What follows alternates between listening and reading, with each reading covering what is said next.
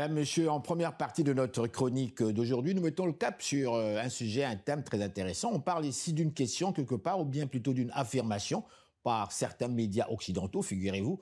On parle ici, les Africains ont droit, eux aussi, à la démocratie. L'éclipse démocratique africaine a des causes multiples, parmi lesquelles les lourdes ambiguïtés de la France prompte à doubler et donc des despotes réputés amis et à réduire la démocratie à la tenue d'élections même truquées. Et ça, c'est dans Le Monde. On peut lire cet article qui est donc dans Le Monde comme tel.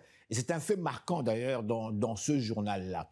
Selon cet article, Madame, Messieurs, dans le monde donc entier, les régimes et les valeurs démocratiques subissent des attaques d'une ampleur sans précédent depuis 1945. Cette reculade générale ne doit pas occulter le phénomène inquiétant et spécifique qui saisit de nombreux pays d'Afrique francophone, où les progrès vers le libre choix des dirigeants par les populations enregistrés depuis les années 90 sont remis en cause.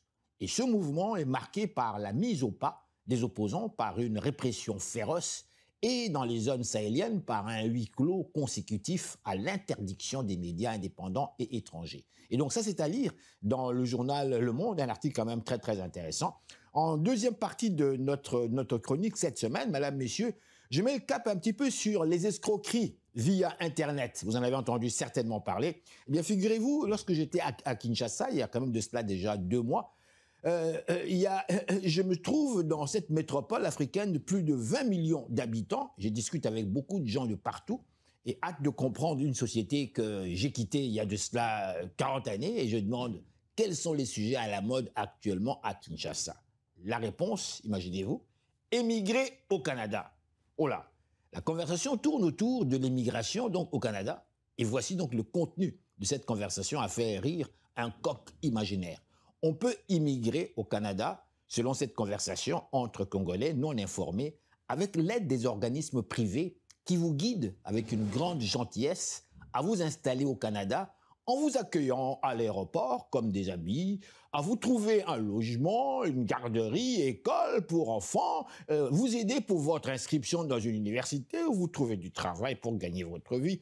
Oh là là, le monde de rêve quoi. Malheureusement, ce sont des voleurs, des grands escrocs qui envahissent les subconscients des peuples aux prises avec des difficultés d'existence dans les besoins primaires. Un couple avec 4 enfants m'avoue avec gêne et à voix basse, s'il vous plaît, avoir payé plus de 20 000 $ américains dans cette triste aventure. Ce couple de Kinshasa gagne très bien sa vie à Kinshasa, mais ils cherchent une vie paisible, sécuritaire, une vie où ils peuvent élever leurs enfants dans un pays organisé comme le Canada. Ils se sont fait flouer par des organismes criminels qui vous transportent vers un monde de rêve illusoire dans votre aventure, donc vers le Canada. Nous prévoyons d'ailleurs à cet effet une interview, et espérons-le, avec les responsables du ministère de l'Immigration par rapport à cela, sinon lui-même, le Premier ministre.